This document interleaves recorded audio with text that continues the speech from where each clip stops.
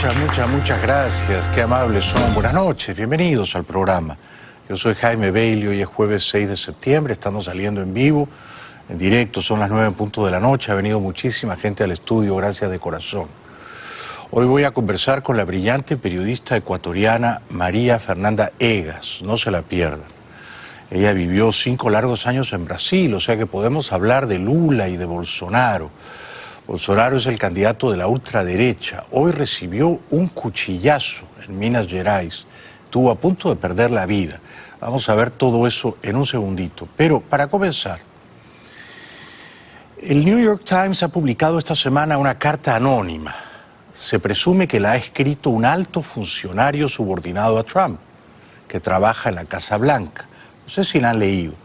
En esa carta, el funcionario anónimo dice que el ambiente en la Casa Blanca es de pavor, de pesadilla, y que muchos de los subordinados ven con recelo y antipatía al presidente y tratan de impedir que el presidente cometa locuras. Dicen, estamos aquí resistiendo y tratando de conjurar o neutralizar los peores demonios de Trump. Nadie sabe quién ha escrito la carta, si la ha publicado el New York Times, ha de ser, por supuesto, verosímil. Hoy las sospechas recaían en Mike Pompeo, que fue jefe del Servicio de Inteligencia y que ahora es canciller. Pompeo, de visita creo en la India, niega ser el autor de la carta anónima, pero por supuesto, si lo fuera, no lo va a decir, ¿no? El secretario de Estado estadounidense Mike Pompeo negó el jueves ser el autor del artículo anónimo que un presunto alto funcionario del gobierno de Donald Trump escribió contra el presidente en el New York Times. En visita en Nueva Delhi, Pompeo dijo que no debería sorprender que el que describió como un diario liberal que ha atacado al gobierno de Trump haya decidido publicarlo. And if that piece is true, if it's accurate, if it's actually... Y si ese artículo es cierto, si es verídico, creo que describe a un alto funcionario, no deberían haber escogido tomar la palabra de un mal actor, descontento y engañoso para ponerlo en su periódico. Bueno, yo discrepo, ¿no? Yo estoy suscrito al New York Times, creo que es un gran periódico. Por supuesto, sí, es un diario liberal, ve con profunda hostilidad al presidente, pero la prensa está para eso, ¿no? La prensa está para incomodar, para fastidiar, para criticar, no para adular. En el tono jactancioso, arrogante que le es habitual, el presidente Trump desdeñó al New York Times y dijo que si no fuera por él, el periódico ya habría quebrado.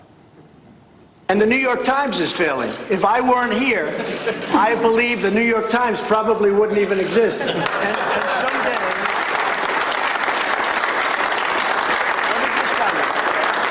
And someday when I'm not president, which hopefully will be in about 6.5 years from now, the New York Times and CNN and all of these phony media outlets will be out of business, folks. They'll be out of business because there'll be nothing to write and there'll be nothing of interest. So nobody has done what this administration has done. Bueno, yo creo que es más improbable que Trump gane la reelección a que en 6 años el New York Times y CNN hayan quebrado, ¿no?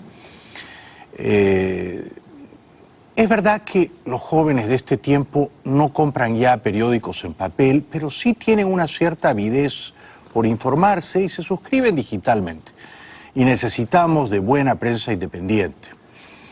Brasil es un país enloquecido, casi tanto como la Argentina. Hay elecciones presidenciales en octubre, o sea, bien pronto, octubre de este año, ¿no? Y el favorito, o el que va liderando las encuestas, es un señor que está preso, Lula da Silva. Y está preso con toda justicia, está preso porque recibió sobornos en forma de apartamentos de lujo en una playa de Sao Paulo. Por suerte, hay una justicia independiente en Brasil. Esa justicia ha denegado una apelación de Lula, con lo cual Lula no podrá ser en la práctica candidato presidencial. Sigue liderando las encuestas, pero no puede ser candidato. Creo que es una buena noticia. Un nuevo revés para Lula. Un juez de la Corte Suprema de Brasil rechazó el jueves un recurso del encarcelado expresidente Luis Inácio Lula da Silva contra la invalidación de su candidatura para las elecciones del próximo 7 de octubre. La defensa argumentó su demanda de medida cautelar con una decisión del Comité de Derechos Humanos de la ONU, que pidió que Lula pudiera ser candidato y hacer campaña incluso desde la cárcel. Pero el magistrado Edson Fachin consideró que ese pronunciamiento no permitía ignorar la condena de Lula por un tribunal de apelación. La llamada ley de ficha limpia determina que ningún condenado en segunda instancia puede presentarse a cargos electorales en Brasil. Sobre esa base, el Tribunal Superior Electoral invalidó la candidatura de Lula. Yo detesto a Lula, lo detesto. No olvidaré nunca que este enano retorcido era un adulador de Fidel Castro y de Chávez. Y era un gran ladrón y coimero. Por eso está preso. Es justo. Lula montó una vasta red de corrupción en toda la América y daba instrucciones sobre a qué políticos sobornar en distintos países, qué candidaturas presidenciales solventar, con fondos de empresas públicas, de la petrolera, o con los fondos de sus amigotes de las constructoras. O sea, a mí me parece que Lula pertenece a esa estirpe innoble, bastarda, de caudillos izquierdistas ladrones, enemigos de la libertad. El que va segundo en las encuestas es un señor de apellido Bolsonaro, no sé si lo tienen en el radar, es de derecha y de derecha ultraconservadora, glorifica a la dictadura militar brasilera, dice que un buen comunista es un comunista muerto, que un buen bandido es un bandido muerto, desprecia también a los gays, es muy religioso. Hoy un sujeto de 40 años, llevaban en hombros a Bolsonaro, un sujeto de 40 años, que dicho sea de paso, y esto algo revela de su perfil psicológico, dice en Facebook que es admirador de Maduro. Bueno, ese sujeto, que por supuesto está loco, ¿no?, le clavó un cuchillazo a Bolsonaro. Parecía una herida leve, superficial, pero cuando llegó al hospital se estaba casi muriendo, ha salvado la vida.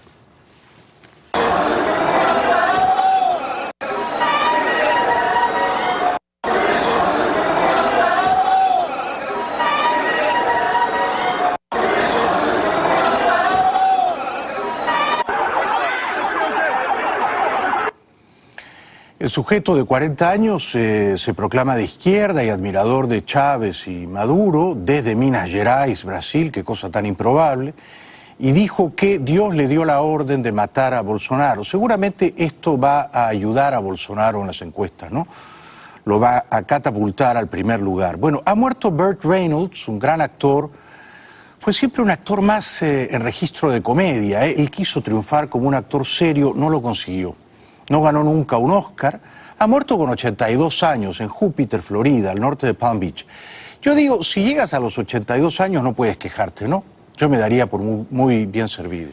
Bueno, lo nominaron al Oscar efectivamente por Boogie Nights, una película que dirigió el maestro Paul Thomas Anderson.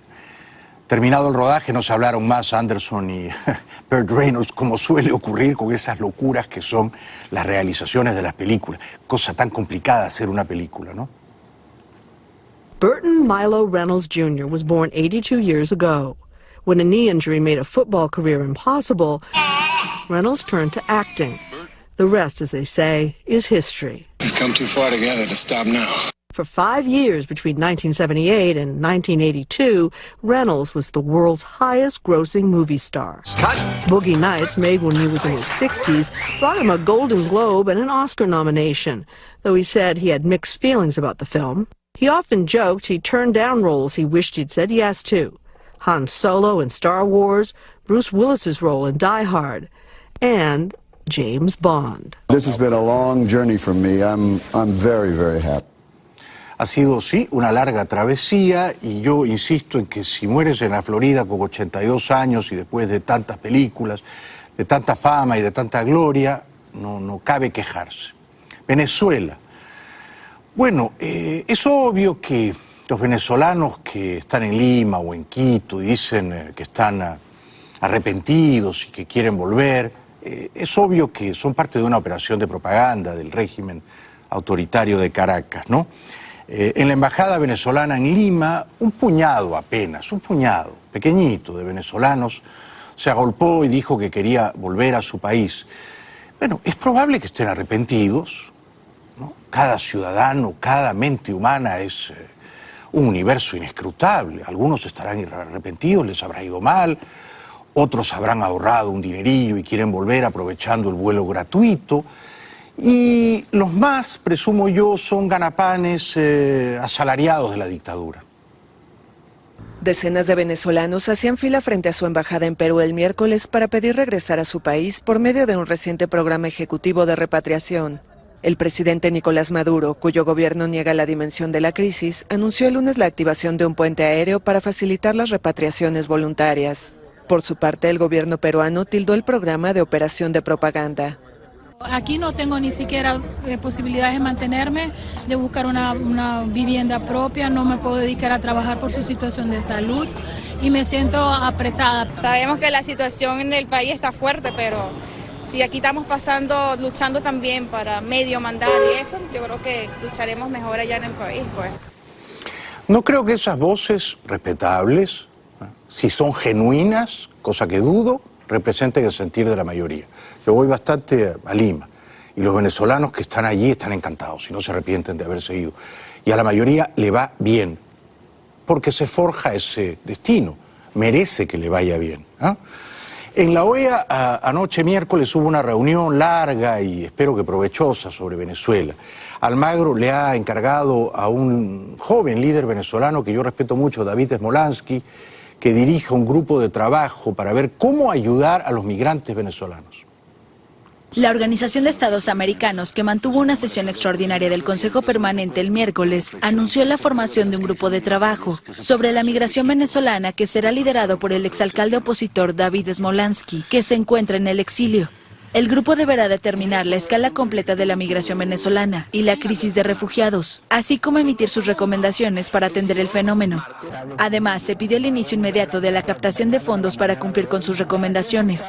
Según fuentes diplomáticas, se tenía previsto un proyecto de resolución que exigiría a Venezuela la apertura de un canal humanitario para hacer llegar ayuda a la población, aunque finalmente no se presentó.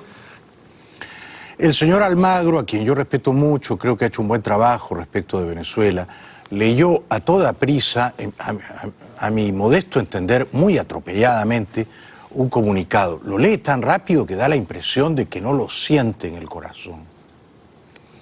Podemos también apoyar en la provisión de cooperación técnica a autoridades gubernamentales con la prevención de xenofobia y discriminación contra migrantes y refugiados venezolanos, la implementación de campañas regionales anti-xenofobia y discriminación por todos los canales de la OEA. La reflexión de hoy debe llevarnos a entender que es necesario generar condiciones para compartir la carga en la atención de los flujos venezolanos entre países. Para esto es vital continuar la discusión regional para armonizar los marcos legales y las condiciones de acogida a los venezolanos de forma tal que aquel país que brinde las condiciones de apertura más favorables no termine asumiendo toda la carga.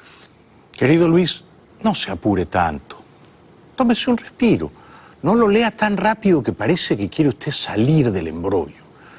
Por otro lado, yo le ruego esto. Lo más importante que podría hacer la OEA es emitir un pronunciamiento a favor de la intervención humanitaria en Venezuela. En esos términos. No intervención militar, yo sé que esto sería mucho pedirle.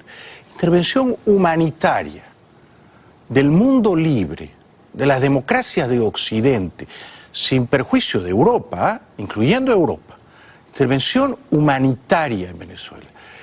Porque si la OEA o Naciones Unidas no dan esa luz verde, es todavía más arduo e improbable que la Casa Blanca, el Pentágono, la Central de Inteligencia tomen la decisión de socorrer al pueblo venezolano oprimido. Entre tanto, Cabello, yo el otro día pensaba, ¿a qué figuras históricas podemos remitir o comparar a Maduro y a Cabello? Maduro siempre evoca a Stalin, ¿no? Es un Stalin bananero, no sé qué piensan ustedes. Yo lo veo inmensamente parecido a Stalin. Además es despiadado, desalmado, genocida, no le importa hambrear a su pueblo, ¿no? Pero después pensé, son un poco Calígula y Nerón, ¿verdad? ¿O no? Son un poco Calígula y Nerón. Calígula fue un emperador breve, tío de Nerón, tío materno. Terminó casándose con la madre de Nerón, Agripina. Y Calígula era una bestia. No tenía escrúpulos, no tenía piedad, no tenía contemplaciones, ¿no? Yo digo que Cabello es Calígula. Cabello es Calígula. Y Nerón es el Bruto de Maduro, que ve cómo se incendia la República. Claro, Nerón era un imperio, era un emperador, y un emperador que duró 14 largos años, ¿eh? Sobrino de Calígula. Los dos murieron bruscamente, ¿no? A Calígula lo mataron, a Nerón lo forzaron a suicidarse, como yo creo que seguramente habrán de morir, y será solo un acto de justicia, estas dos bestias humanas, que son Cabello y su sobrino carnal, el Nerón venezolano de Maduro, ¿no? A los que simplemente no les importa que los venezolanos se mueran de hambre, no les importa. Con tal de preservar sus privilegios, sus gollerías, sus prebendas, su vida de emperadores, que arda Roma, ¿no? Ellos seguirán disfrutando de esas vidas de emperadores, de procónsules, ¿no? Unas vidas holgadas, lujosas, privilegiadas, que nunca hubieran podido conseguir por sus propios méritos, por sus propios talentos, ¿no? Bueno, Cabello, el Calígula venezolano, se descolgó en la televisión pública de ese país. Qué flagelo, ¿no? ¿Habrá venezolanos que lo ven? Y atacó vitriólicamente a Almagro y a la OEA. Hoy, la OEA que ha cumplido un rol nefasto para Latinoamérica, un triste papel, bien lo decía el comandante Fidel Castro, que la OEA era el ministerio de las colonias del imperialismo. Brazo ejecutor, pues, de todos los ataques, de todas las manipulaciones del imperialismo sobre cualquier país. Hoy, Estados Unidos, y bueno, esto viene agarrado de la mano de la campaña que tienen contra Venezuela, bueno, una campaña implacable, supuestamente por las migraciones. Yo lo veo de otra manera. Yo discrepo de este Calígula venezolano. Yo creo que el Ministerio de las Colonias ha sido PDVSA. ¿No cree usted? PDVSA ha financiado a todas las colonias chavistas bananeras en los últimos 20 años. Porque Bolivia, Ecuador, Nicaragua, El Salvador, un montón de islitas caribeñas, no se diga ya Cuba, han terminado siendo colonias, al menos financieramente, ¿no? Financieramente, de PDVSA, de Caracas y del ahora quebrado imperio venezolano. Luego Cabello llama cachorrito a Almagro. Bueno, hoy la OEA se reunió, o está reunida todavía parece, el cachorrito de Almagro, porque están evaluando el caso de Venezuela y de Nicaragua, y especialmente la obsesión que tienen con Venezuela, con nuestra patria. Una OEA totalmente desprestigiada, pero ahí están, generan opinión en el mundo, generan opinión de falsos positivos, y sobre esos falsos positivos toman decisiones. Una de las cosas que ustedes saben que está sobre el tapete es la amenaza del imperialismo de invadir a Venezuela. Ellos lo han dicho. Lo ha dicho el mismo presidente Donald Trump. Ojalá fuera eso verdad, ¿no? Ojalá. Lamentablemente no es cierto, pero ojalá fuera verdad que en la Casa Blanca, en el Pentágono, en la CIA entendieran que este es un tumor canceroso, el de Venezuela, ¿no? Que está expandiéndose a toda la región y que hay que extirpar cuanto antes, usando, por supuesto, la fuerza, en nombre de la libertad. Cabello insulta también, él es el que tiene la obsesión con Alberto Federico Rabel, que era uno de los dueños de Globovisión, vendió, ganó un buen dinero, ahora está afincado en Bogotá. Pusieron al frente de un gran plan comunicacional en América a un mercenario como Ravel para vender la crisis en Venezuela y la inmigración. Por ejemplo, en la página de Ravel, irresponsablemente pues, murieron 17, yo lo voy a mostrar ahora, 17 venezolanos en el páramo de Iberia en Colombia, de frío. Una noticia de ese tamaño, Colombia tuvo que salir a desmentirlo, que no tienen información de nada de eso. Es triste, es muy triste lo que le han hecho a parte de la población venezolana. Estoy tentado de poner un cartelito aquí delante que diga, aquí se habla mal de Chávez, ¿no? Aquí se habla mal de Chávez, de Fidel Castro, de Kirchner. Qué bueno que se murieron, ¿no? Esos tres grandes ladrones. Y espero que se sigan muriendo pronto. Gentuzas, canallas, patanes de ese calibre, de esa catadura, como Maduro y Cabello, y Raúl Castro y, por supuesto, Daniel Ortega. Qué menudo pillarajo este Daniel Ortega. Bueno, no sigo porque me excito. Tenemos que ir a la publicidad. Más adelante viene una gran periodista ecuatoriana, María Fernanda Egas. Bienvenidos de vuelta al programa. En un ratito voy a conversar con una brillante periodista ecuatoriana, María Fernanda Egas, no se la pierdan. Bueno, seguimos repasando juntos el drama, la catástrofe humanitaria venezolana, que nos duele profundamente en el corazón, ¿no? No perdemos, por supuesto, el optimismo, las esperanzas de que esto termine pronto.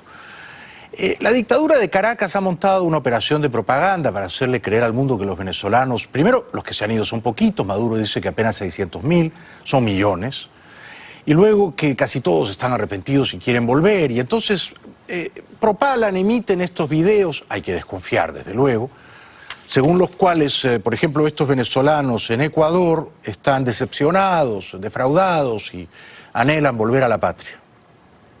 El plan Vuelta a la Patria habilitó vuelos especiales para los venezolanos que han decidido regresar. Ellos denunciaron haber sido víctimas de abusos en las naciones a donde se fueron, creyendo en falsas promesas. ¿Qué expectativas tiene de regresar? Bueno, alegre porque voy a ver a mi familia después de 7 meses y gracias al presidente que prestó esta colaboración, que de verdad no tenía los recursos para llegar hasta mi país. ¿Le creemos? Yo elijo no creerle. Perdone mi franqueza, yo no le creo. Pero a lo mejor extraña, a lo mejor se rindió, o quién sabe quiere aprovechar el vuelo gratuito, ¿no? Pasar una temporadita y luego se va de nuevo, yo no sé. Lo cierto es que la dictadura divulga estas imágenes de los ecuatorianos llegando a Maiquetía como si llegaran a la tierra prometida, como si fueran niños llegando a Disney. Cuando son las 4 de la mañana de este jueves 6 de septiembre, están llegando venezolanos desde Ecuador en un vuelo de Conviasa, desde Guayaquil. Amplia cobertura de la prensa oficial. Como ustedes saben, el principal enemigo de una dictadura, sea de izquierda, de derecha, ¿no?, es la verdad. Las dictaduras aniquilan la verdad. Y a nosotros lo que nos toca es separar la verdad de la mentira. Hay verdades y hay mentiras. Y decir que casi todos los venezolanos que se han ido quieren volver es una mentira. Es una mentira. Y decir que se han ido pocos es otra mentira. Se van 4 o 5 mil todos los días. Cruzan la frontera de Colombia y no quieren volver más, por mucho tiempo. Y caminan la América entera. Esa es la verdad. Y quien recoge la verdad, y la dice además con el tono gallardo que le admiramos, es el gran Álvaro Uribe. Senador colombiano, expresidente, leyenda de la democracia regional, el único que se le plantaba a Chávez sin temerle, y dice que solo en Chile, y hay que caminar bastante para ir de Venezuela a Chile, ¿no?, andando, hay 450.000 venezolanos. Pero yo le creo a Uribe, no le creo a la dictadura venezolana, ni menos a Jorge Rodríguez, que dice que los venezolanos trabajan 800 horas al mes, ¿no? ¿Cómo le podemos creer? Y Uribe dice que en Colombia hay ya lo que se temía que ocurriera a fin de este año 18, hay ya 1 millón de venezolanos. A Chile han llegado aproximadamente 450.000 venezolanos, la mayoría por tierra. cruzando todo el territorio de Colombia, el de Ecuador y el del Perú. Eso da la razón a quienes estiman que ya en nuestro país puede haber 1 millón de hermanos venezolanos. Esto supera todas las capacidades del país. Por eso el presidente Iván Duque ha venido liderando la constitución de un fondo internacional para atender esa crisis. Y luego Álvaro Uribe se pregunta si se justifica moralmente la intervención de países extranjeros, amigos de Venezuela, amigos además de la libertad y de la democracia, defensores de los derechos humanos, que son valores universales, si se justifica esa intervención en Venezuela. A diferencia de la mayor parte de la clase política latinoamericana, que en estos temas está lastrada, creo yo, por la corrección política, porque salen todos a decir como cotorras y papagayos, no, uno no puede invadir Venezuela, hay que respetar la soberanía del pueblo venezolano. Bueno, Uribe sí se permite hablar claro. Entonces uno se pregunta, ¿impera el principio de la no intervención? ¿O hay las circunstancias fácticas, éticas y legales para la intervención en los términos propuestos por el presidente Iván Duque? El principio de la no intervención estaba excepcionado por instituciones jurídicas del derecho internacional como la Carta de las Américas, la Carta Democrática, que obligan no solamente a los países signatarios a respetar la democracia en su interior, sino a exigir que los otros países la cumplan. Interesante. Con lo cual, el gran Álvaro Uribe lo que nos está diciendo es que no solo tienen el derecho de intervenir los estados democráticos de América en Venezuela para restaurar ahí las libertades robadas, conculcadas, sino hasta tienen el deber moral de hacerlo. Es un deber moral. Están urgidos a ello. No deberían esquivar ese deber. Porque muchos de estos políticos latinoamericanos, y yo me los conozco a casi todos, en privado te dicen, bueno, ojalá los militares venezolanos echen a Maduro, ojalá entren los gringos y lo echen. Pero es que no.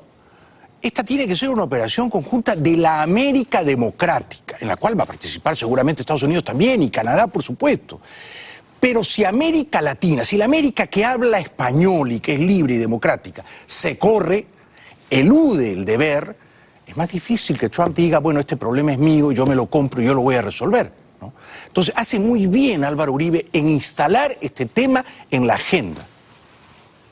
Además, los acuerdos de Naciones Unidas dicen muy claramente que en estas circunstancias en las que está la dictadura de Venezuela, causa eficaz de ese éxodo, esa dictadura pierde toda la legitimidad y obliga a los estados a tomar las medidas para superar esa calamitosa situación. Yo digo que lo que ocurre en Venezuela es un genocidio, es una masacre. Cuando eso ocurre, las potencias regionales tienen el deber, no el derecho, el deber de intervenir. Cuando ocurría una masacre, un genocidio en los Balcanes, a mediados de los 90, un presidente de izquierda, progresista, estaba en la Casa Blanca, Clinton. Y Clinton dijo, tenemos que usar la fuerza militar para frenar esa carnicería, esa escabechina, y lo hizo. Y entonces, si usaron la fuerza militar para impedir una masacre en el centro de Europa, ¿por qué no se puede usar la fuerza militar para impedir una masacre en el corazón de América del Sur? Decir que no hay que usar la fuerza es hacerle un favor incalculable a la dictadura venezolana, que se perpetúa en base a la fuerza bruta. Pero bueno, entre tanto, los que sufren siempre son los desamparados, los desheredados de esta tierra, los que no tienen nada, solo tienen zapatos y espíritu libre y ganas de caminar, y se van. Y se van, y la televisión colombiana los registra a la altura del Santander 8 días ya caminando y no se quejan. Es admirable y es conmovedor y reclama la intervención de la América democrática. No basta con expedirles un permiso de trabajo, hay que hacer algo más, hay que atacar la raíz del problema, porque de otro modo, el año próximo, 19, 1 millón de venezolanos más estarán caminando nuestra América morena, con dolores insoportables, por supuesto. ¿Quiénes son los que más sufren? Las mujeres. La televisión colombiana, yo le creo, es bastante profesional, Caracol, RCN, yo la sigo y yo le creo, y estos testimonios no son urdidos o fabricados, como dicen los agentes mediáticos de la dictadura venezolana. Es gente de la verdad, ¿no? Bueno, llegan a San Gil, en Santander, pero no están, no se rinden, y quieren seguir caminando hasta encontrar el lugar donde ellos sueñan con la libertad. Bueno, entre tanto en Caracas, los jubilados, con comprensible indignación, salieron a marchar, les ofrecen unos bolívares soberanos que no les pagan la cuarta o la quinta parte de lo que les prometen, con eso no les alcanza para nada, son víctimas también, víctimas humilladas, escarnecidas de la dictadura ladrona de Venezuela, y entonces salen a marchar, y como si representaran algún peligro los viejitos, Maduro y Cabello mandan a la calle a sus matones uniformados. ¿Pero qué son 90 bolívares soberanos? Es menos de $1, me parece, ¿no? Es menos de $1.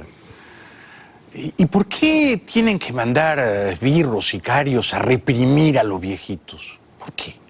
¿Qué amenaza representan? Una señora dice, respeten las arrugas, respeten las canas. Bueno, tenemos que ir a la publicidad, luego voy a conversar con la brillante periodista ecuatoriana María Fernanda Egas. Yo, la verdad, al Calígula venezolano Cabello y a su sobrinito Nerón, Maduro, yo los metería a la cárcel y no les serviría comida. Perdone la franqueza, ¿no? Para que ellos conozcan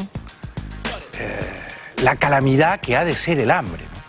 Yo no he conocido el hambre, no me imagino lo que es sufrir el hambre, ¿no?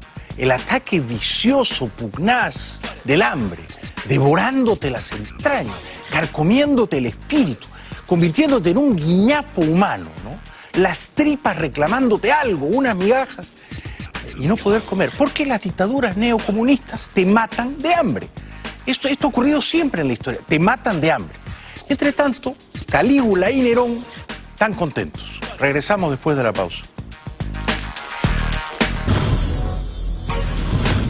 Bienvenidos de vuelta al programa. Ha venido esta noche la brillante periodista ecuatoriana que acaba de incorporarse al Instituto Interamericano de Democracia, que dirige nuestro queridísimo amigo Carlos Alberto Montaner, la señora María Fernanda Egas. Un aplauso para ella, por favor. Gracias, bienvenida. ¿Cómo estás? Bien, gracias por invitarme. Encantadísimo de conocerte. ¿Tú te fuiste de Ecuador qué año? En el 2005. ¿Ya era Correa presidente? No, pensaba hacerlo. Claro. Él gana a finales de 2005. Del 2006. Ah, de 2006. Sí, sí, sí. Sí. O sea, no te fuiste por culpa de Correa. No. Nunca me he ido por culpa de Correa. Y estuviste 5 años viviendo en Sao Paulo como corresponsal, ¿no? ¿Conociste a Lula? No, personalmente no, pero Lula ya cuando yo llegué a Brasil era un fenómeno, no era un fenómeno en aquellos tiempos político. Era muy popular. Absolutamente. Muy popular. ¿Es justo que esté preso? Totalmente. ¿Por qué? Por corrupto, por dirigir un esquema de corrupción estatal con alcance latinoamericano, e inclusive recordemos que en el caso Odebrecht llegaron hasta Angola. Entonces, realmente él fue cabeza de la corrupción latinoamericana. Y si Lula fue tan obviamente un ladrón y un coimero, ¿por qué la mayoría de los brasileros responden a las encuestadoras que quieren que Lula vuelva a ser presidente?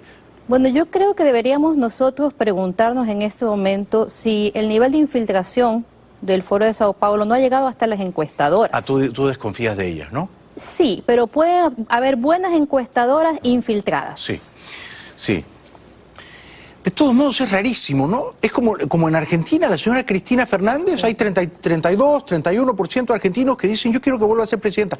Pero hay una montaña de evidencias de que robaron. No, eso es una campaña a la derecha. No, tenemos el efecto del populismo, ¿no? Y de la gente que vivió bien en ese tiempo, se acomodó. Sí. Ya, pero también creo que tenemos esta incidencia de manipulación de datos. Recordemos también cómo manipularon las cifras, las estadísticas de Argentina. Eso también pasó, eso fue lo que lleva justamente a la caída de Dilma Rousseff, haber manipulado las cifras macroeconómicas, y pasa también en Ecuador. Has estado recientemente en tu país, en Ecuador, ¿verdad? Sí, estuve recientemente, hasta agosto. ¿Hay muchos venezolanos? Muchos venezolanos, los venimos recibiendo hace muchos años. ¿En qué ciudad hay más? En Quito, pero en este momento no hay lugar del Ecuador donde no encontremos venezolanos. Estuve viajando por todo un recorrido desde la costa a la sierra, de sur a norte, y encontré venezolanos en cada poblado donde me detuve, y hay muchísimos jóvenes. Chiquillos que parten el corazón, verlos cómo están solos, muchos que tenían esperanzas de ir ahora en diciembre a Venezuela, pues ante esta crisis de documentación que se les exigen, realmente parte el corazón porque ellos sabían que algo iba a pasar con el tema de los pasaportes. ¿En qué consiste la crisis? ¿Les están pidiendo pasaportes? Bueno, hubo en Quito, acaba de terminar justamente una reunión de cancilleres o delegados que está resolviendo el tema de los pasaportes. Es una cosa insensible y mezquina pedirles pasaporte. No tienen el dinero para tramitar el pasaporte allá. No solo que no tienen el dinero y el pasaporte, no lo expiden, porque todo lo que ellos me decían es lo que más me impactó, y fue una respuesta similar en todos ellos, es que Tarek El Aissami no estaba dando pasaportes. Estamos entendiendo que es quien tiene el control de la emisión de los pasaportes, y recordemos que él también tiene una acusación de haber creado falsos pasaportes a terroristas de Hezbollah. Exactamente. Entonces, ¿cuántos venezolanos hay en Ecuador, en tu país? Bueno, se dice que han ingresado unos 250.000, pero no se quedan todos en Ecuador. Muchos tienen como objetivo llegar hasta Perú. ¿Han ingresado 250.000? Sí. ¿En qué lapso? Eso es lo que registran. ¿Este año? Yo creo que en este año, porque están hablando de los de paso, cuántos entran y cuántos se quedan. Sí, esos números son más o menos correctos, sí. Porque se van 4 o 5.000 al día a Colombia, pero de esos 4 o 5.000 no se quedan todos en Colombia. Se quedan 1.000 en Colombia y otros 4.000 o poco menos siguen. Van avanzando. Ahora, ¿por qué un venezolano no se queda en Colombia y elige caminar hasta Ecuador? ¿Qué espera de Ecuador? ¿Qué le promete Ecuador que no le ofrece Colombia? Bueno, yo creo que en Ecuador es donde menos se quedan por el costo de la vida. Ecuador en este momento es un país caro. ¿Ah, sí? Es un país, no sabía. Sí, es un país dolarizado y es un país mucho más caro que Colombia y Perú. Es verdad, es dolarizado desde el año 2000. O sea, la moneda de intercambio es el dólar. O sea, gracias a la dolarización no acabamos siendo un país africano. Es lo único que contuvo la crisis del Ecuador. Sí, correcto. ¿Quién la introdujo? Maguad, ¿no? Sí, fue con Maguad. Fue una buena decisión. Fue una excelente decisión, y realmente todo el milagro económico que quiso promocionar Correa se lo debe agradecer a la dolarización y el alto precio del petróleo. Absolutamente. Correcto. O sea que la mayoría no se queda en Ecuador, dices tú. No. ¿A dónde va? Baja hasta Perú. Y algunos a Chile y Argentina. Son migraciones diferentes. A Chile van los que tienen títulos universitarios que se le están homologando allá. Ok. Los que tienen título van a Chile porque ahí les dan la visa de responsabilidad democrática, ¿no? Sí. ¿Perú comparativamente es menos caro que Ecuador? Sí, mucho menos caro que Ecuador. Perú, luego de estos años que Correa lo dejó en los últimos sitiales de libertad económica y competitividad, es un país poco atractivo para inversionistas, pero también poco atractivo como costo de vida. Entonces, inclusive, sé que hay venezolanos que van hasta Perú, viven en Perú, trabajan en Ecuador y envían los dólares para Venezuela. ¿Van y vienen? Sí. Mira. Sí, es más lucrativo, ¿no? Hacen dinero en dólares y los envían a su familia en Venezuela. Claro, ¿y viven qué? ¿En Machala o por ahí? Abajo, sí. De Guaquillas para abajo. Sí. Interesante, no sabía eso. Bueno, la gente se las ingenia siempre para sobrevivir y prosperar, Y la ¿no? creatividad, porque están trabajando. Claro, claro. Están trabajando. Claro. Y entonces, ¿es verdad lo que dice Maduro o Cabello o Rodríguez, que el 90%, dice Maduro, de los venezolanos que están en Ecuador, en Perú, están arrepentidos y quieren volver? ¿Eso es verdad? No es verdad. Además, alguien que quiere irse no es alguien que está pensando en traer a su familia. ¿No? Entonces, la mayoría de la gente está pensando en venir y volver con su familia a los países donde hay democracia. Yo digo que el 90% está arrepentido de no haberse ido antes, ¿no? Si hay algún arrepentimiento de no haberse ido antes. Bueno, yo creo que cuando se escucha la voz de los venezolanos, saber que no veían futuro, saber que pasaban hambre, saber todo lo que ha pasado y lo que ellos han pasado y cómo el continente se quedó totalmente impávido ante la matanza, la masacre de estudiantes. Totalmente. Realmente creo que tenemos una responsabilidad. Lenín Moreno, que era el delfín de Correa. Correa lo eligió. Se presumía que iba a continuar la revolución ladrona, chavista de Correa, ¿no? Se ha desmarcado, enhorabuena, de Correa. ¿Está haciendo en promedio un buen trabajo? ¿Ha superado tus expectativas? ¿Ha cumplido con los venezolanos? Bueno, yo creo que el tema del Lenín Moreno se da por la marcada insistencia de Correa en volver. Entonces él tiene que librarse de este monstruo, esta sombra que lo acecha, y lo que tienen inicialmente es una pelea por el partido. En este momento Rafael Correa no tiene partido político. Lenín Moreno se ha quedado con el partido. Alianza País. Y, digamos, la mayoría de los ecuatorianos, de tus compatriotas, ¿ve con simpatía a Moreno o a Correa? Bueno, el correísmo dejó marcadas muchas divisiones en el país. Los casos de corrupción que antes era tabú, que se ocultaron criminalizando a la prensa, han salido a la luz muchos de ellos que inclusive podrían resultar en crímenes de Estado. De hecho, Odebrecht pagó sobornos millonarios en Ecuador. Está preso Jorge Glass, ¿no? ¿Qué cargos ocupó Glass en el gobierno de Correa? Bueno, él era el vicepresidente. Nada menos. Nada menos, que estaba a cargo de todos los que son los negocios estratégicos. O sea, ¿es concebible, María Fernanda, que Jorge Glass recibiera dinero de Odebrecht a cambio de obra pública sin que Correa supiera? Imposible. Además, es el único caso en el que un presidente no está involucrado. Sí. Y en Ecuador no se movía una hoja sin que Correa lo sepa. Claro, pero además Correa no dice yo no sabía, pero Glass era corrupto. Correa tiene la insolencia moral de decir esos dineros no se pagaron, todo es falso, ¿verdad?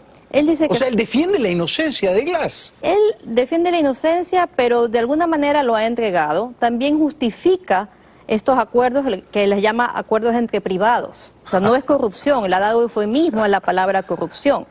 Pero el caso Odebrecht sería, creo yo, un puntal de investigación y de reapertura del caso en el gobierno de Lenín Moreno, si quieren dar con más de 30 millones de dólares. Y te puedes quedar corta. ¿De qué vive Correa y su familia? ¿De qué viven en Bélgica? Bueno, ¿trabaja? Eso es una gran pregunta. No trabaja, trabaja para Russia Today. Dijo que iba a tener un programa financiado por Putin. Por Putin. Estaba dando conferencias hasta que el cerco se le empieza a cerrar. En este momento él es prófugo de la justicia ecuatoriana. No puede salir de Bélgica. Y en este momento está en Bélgica, no sale. Él estuvo hasta hace poco viajando por todas partes, pero al momento de tener que ir a dar, rendir testimonio, de repente dijo que no podía viajar porque la familia vive allá, la mujer lo extraña mucho. Ya nada, la mujer es belga. Sí. Él dice que la mujer lo extraña. Él dice que la mujer lo extraña, pero hay evidencias de que hablar con la mujer, ¿no? Viven separados. Claro, por eso te digo, lo que él diga, yo desconfío, ¿no? Habría que hablar con la mujer. La mujer debe estar encantada cada vez que él se va de viaje, ¿no? Pero ya no se va. Entonces, ya no se va porque no puede. No puede. Pero él quiere seguir metiéndose en Ecuador y conspirar contra Moreno, ¿no? Claro, todo desde el internet para él ahora, él que era el primer gran verdugo de la prensa, de la libertad de expresión, hoy en día pondera esta libertad. Ahora, ¿Es un poco loquito Correa? Yo creo que es un poco perturbado, ¿no? Más que eso. ¿Pero no está un poco demente? Yo creo que cuando uno ha cometido actos violentos desde el Estado, sí, esa sombra lo va a perseguir toda la vida. Toda la vida. Pero digo, es hijo de un narcotraficante. Su papá estuvo preso acá en Estados Unidos, ¿no? Su papá era narcotraficante a pequeña escala, pero en fin. Y lógicamente él tiene en los genes pues una cierta vocación natural al crimen, que luego él ha perfeccionado, ¿no? Él ha superado al padre, naturalmente. Es la evolución de la especie, ¿no es cierto? Él tiene una concepción de que el crimen no es crimen, de que la corrupción no es corrupción, de que el soborno no es soborno.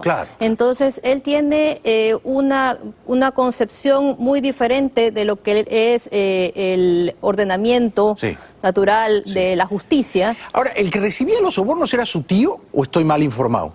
Era un tío de Glass. Ah, el tío de Glass. Un tío de Glass era parte del esquema de corrupción de Odebrecht, de acuerdo a las delaciones de uno de los responsables de... Bueno, yo a quien le creo a estas alturas es al señor Marcelo Odebrecht. ¿Por qué el señor Marcelo Odebrecht mentiría? Ellos dicen, nosotros pagamos sobornos en Ecuador. Yo le creo a él y no a Correa, ¿no? Ahora, ¿dónde habrá escondido la plata, Correa? Hay varias pistas. Yo creo que tenemos que pensar como una organización criminal. Cómo escondes el dinero, cómo lavas el dinero. Sería delicioso que lo hubiera puesto en bancos venezolanos en bolívares, ¿no? Sería maravilloso, pero sí articularon un esquema del Sucre, que se llamó, mediante el cual hicieron un lavado de dinero. No es tan tonto. No, pero con dólares. Era al revés, era Venezuela que quería el dólar ecuatoriano para hacer un lavado. ¿Ah, sí? Claro, se llamó Sucre. No, la debe tener bien escondida, pero seguro que está sentado sobre unos buenos millones, ¿ah? Bueno, hay unas cuentas que fueron conocidas hace mucho tiempo en el Berenberg Bank, un banco alemán, con sucursal en Ginebra. Dos cuentas. Dos cuentas que para abrirlas hay que tener mucho dinero solamente para abrirlas, fueron denunciadas. También recordemos que hay muchos paraísos fiscales ya que han sido utilizadas por la red correísta, y él emprendió una campaña mundial contra los paraísos fiscales, haciéndose pasar como una persona muy correcta, muy honesta. Sí, es un charlatán, ¿Sigue refugiado en la embajada vuestra ecuatoriana en Londres el amigo este? Sí, Assange. Julian Assange sigue ahí. Esperábamos que saliera. ¿Lleva cuántos años? 5 años. 5 años. ¿Y ustedes le dan de comer, todo? Le hemos mantenido seguridad, le hemos mantenido pues visitas, reuniones. Pero Moreno quiere votarlo. Bueno, eso parecía, hasta hace poco Lenín Moreno viajó. No se atreve. Era una gran expectativa, de hecho la televisión, no sé si recuerdan, la televisión amaneció, la televisión londinense amaneció diciendo que iba a pasar algo, hubo unos conatos de salidas por la ventana y no pasó nada. No pasó nada. Bueno, tenemos que ir un ratito a la publicidad. ¿Te puedes quedar 8 minutos más con nosotros? Regresamos después de la pausa con María Fernanda Egas. Un aplauso para ella, por favor. Estoy conversando con la periodista ecuatoriana María Fernanda Egas. Ella tiene una magnífica ejecutoria profesional. Ha sido corresponsal 5 años en Sao Paulo, ahora está aquí en Miami, es corresponsal. Va a dar una conferencia el próximo jueves en el Instituto Interamericano de Democracia. Estás incorporado al Instituto. Felicitaciones. Gracias. ¿Le has pedido una entrevista a Correa en Bélgica? No, pero hay periodistas que sí lo han hecho y han llegado hasta Bélgica y solo han encontrado la puerta cerrada. ¿No concede entrevistas? No concede entrevistas a periodistas ecuatorianos que él los considera que no son de su agrado. No confiables. ¿Y qué pasó cuando lo filmaron en alguna población belga en un supermercado? Cuéntame qué pasó, ¿cómo fue eso? Bueno, el periodista que lo filmó a él saliendo del supermercado hacia su departamento está de nuevo en este instante en Bélgica dando su testimonio porque... ¿Qué pasó? ¿Qué pasó? ¿Correa lo agredió? Lo agredió, llamó a 2 de sus guardaespaldas, unos orangutanes, que él luego le dijo a la policía de Lovaina que eran ciudadanos que pasaban por allí y se acomedieron a ayudarlo. Entonces, ¿qué sucede? Este hombre tiene realmente, es muy diabólico, porque estas dos personas, estos dos guardaespaldas, no los tiene registrados como sus guardaespaldas. Entonces, él mintió ya a la policía de Lovaina. Bueno, el perjurio es una falta peligrosa. Y eso puede perjudicar su pedido de asilo político, y tenemos entendido que inclusive su estatus en Bélgica no es oficial todavía. Entonces, ¿él no ha adquirido la nacionalidad belga? No, porque para eso se necesitan muchas características, haber vivido 5 años seguidos y todo. No cumple los requisitos. No cumple los requisitos. Menos mal. ¿Y qué estos guardaespaldas, qué le hicieron al periodista que estaba grabando? Bueno, ¿le pegaron? Yo creo que quien primero le golpea, según el testimonio, es el mismo Correa. Sí, claro. Pues cuando llegan los guardaespaldas, cuando estaba solo, no lo golpea. Pero cuando él ve que van llegando sus guardaespaldas, ahí lo golpea, le quita el celular, le roba el celular. O sea, un expresidente de la República le robó un celular a un periodista. Y luego él acusa a este periodista que se llama Ramiro Cueva de que él lo golpea, de que él lo amenaza de muerte, lo acusa de un montón de cosas sin fundamento. Y ¿Ramiro recuperó su celular? No, tengo entendido que todavía no. O sea, Correa lo revendió en Lovaina. Es probable. Bueno, extraña seguir robando, es comprensible, ¿no? Es una pulsión que ya a estas alturas no va a cambiar. Compulsivo. Solo que ahora roba celulares, ¿eh? Antes robaba millones de dólares, ¿no? Y Ramiro ha vuelto a Bélgica. Está en este momento dando su testimonio, es un proceso que se sigue allá. Sí. Ahora, yo te aseguro, y mis fuentes me dicen eso, que Correa está profundamente arrepentido de haber dejado el poder. Yo creo que es algo que no lo deja dormir. Sí. Y la falta de sueño produce todo tipo de psicosis, paranoias. Yo creo que solamente lo lleva a empeorar. Y lo lleva a tener exabruptos, y lo lleva a tener realmente ideas de persecución, que los periodistas lo van a perseguir. Porque, como tú sabes, desde La Habana y desde Caracas le dijeron, no dejes el poder. Y él confió en Lenin Moreno, ¿no? Confió. Él confió que Lenin iba a ser como un Medvedev, ¿no? Lo iba a permitir dar esta imagen de democracia que él no quería. Le impuso a Glass, a su ex vicepresidente, quien controlaba los negocios como Odebrecht, todo lo estratégico, ¿no? Se lo impuso como vicepresidente. Se lo impuso como vicepresidente, y ahí empiezan las fricciones con Lenin Moreno. ¿Ya? Y luego Moreno seguramente sabía que Glass y su tío eran ladrones. Bueno, debemos recordar que Lenin estuvo fuera del país. A ellos lo sacaron a Lenin como para tener una figura que no se quemara, y lo tuvieron en Ginebra.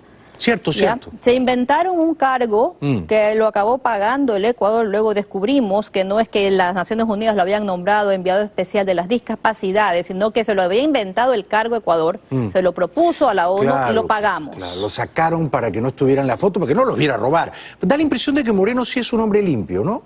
Bueno, yo realmente como periodista no pongo las manos al fuego por ningún político, pero hasta el momento él ha emprendido una lucha contra la corrupción que en el país está dando esperanza, y está adelante de un proceso de romper todos estos nudos gordianos que creó el correísmo con el control de todos los poderes del Estado. ¿Pero él es claro en condenar a la dictadura de Venezuela? Ese es un pequeño... Yo veo que ahí flaquea, ¿no? Ahí flaquea, si bien reconforta que haya tenido la iniciativa de esta reunión de cancilleres en Quito, en la cual se acuerda pedirle a Maduro, al gobierno de Maduro, que acepte la ayuda humanitaria.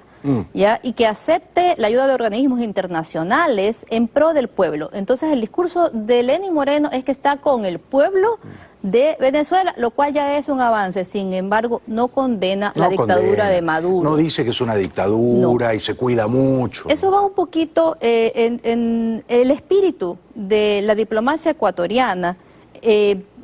Ha sido marcado por lo que nosotros llamamos la doctrina Roldós, que es una carta firmada en Riobamba en 1979 por iniciativa del expresidente, que en paz descanse, Jaime Roldós Aguilera, cuando el escenario en América Latina era de dictaduras de derecha, y entonces había esta preocupación.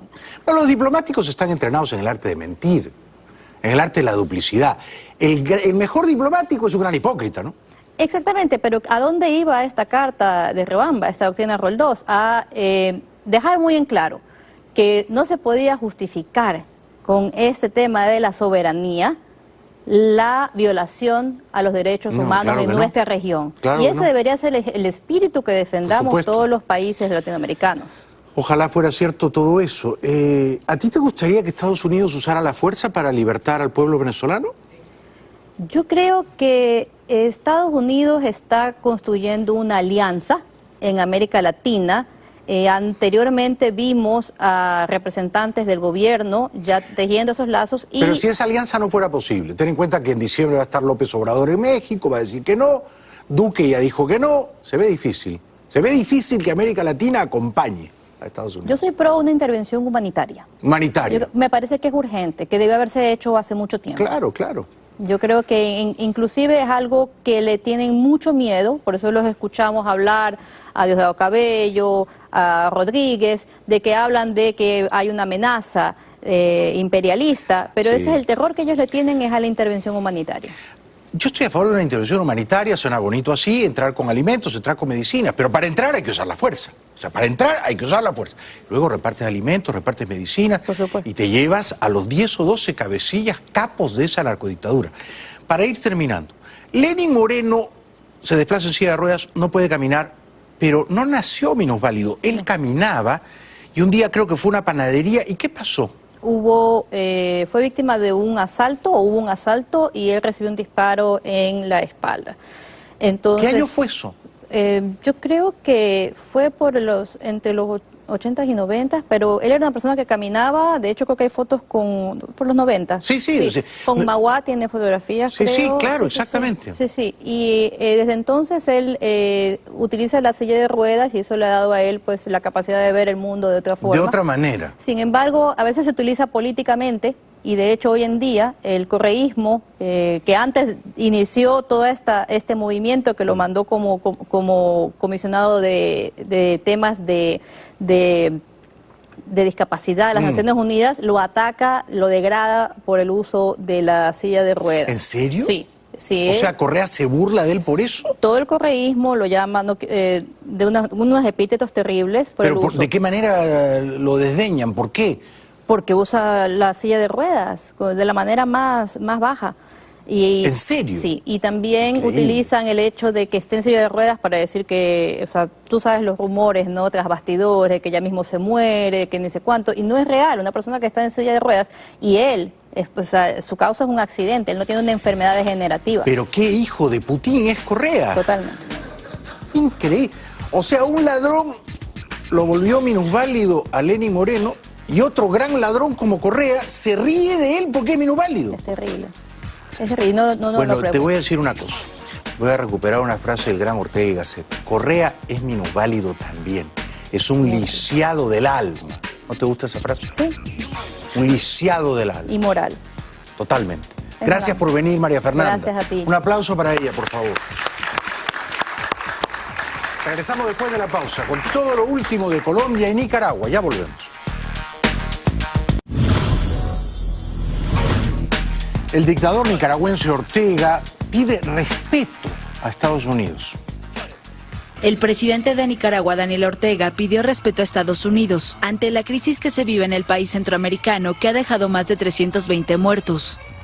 Le decimos a los gobernantes norteamericanos, le decimos a los congresistas norteamericanos, le decimos que si quieren contribuir con la paz de Nicaragua, que respeten a Nicaragua como una nación soberana. Además, el mandatario pidió a los nicaragüenses que emigraron a Costa Rica que regresen a su país y afirmó que quien no torturó o no mató será acogido. Un cuervo tiene un cociente intelectual superior a Ortega. Digo más, una gallina tiene un cociente intelectual más elevado que Ortega. Es increíble, ¿no? Marcha de seguidores de Ortega. Buen presidente tienen los colombianos. Ministro de Hacienda argentino, el señor Duhovne, está en Washington renegociando los términos del acuerdo con el Fondo Monetario, que está prestando a la Argentina $50.000 millones.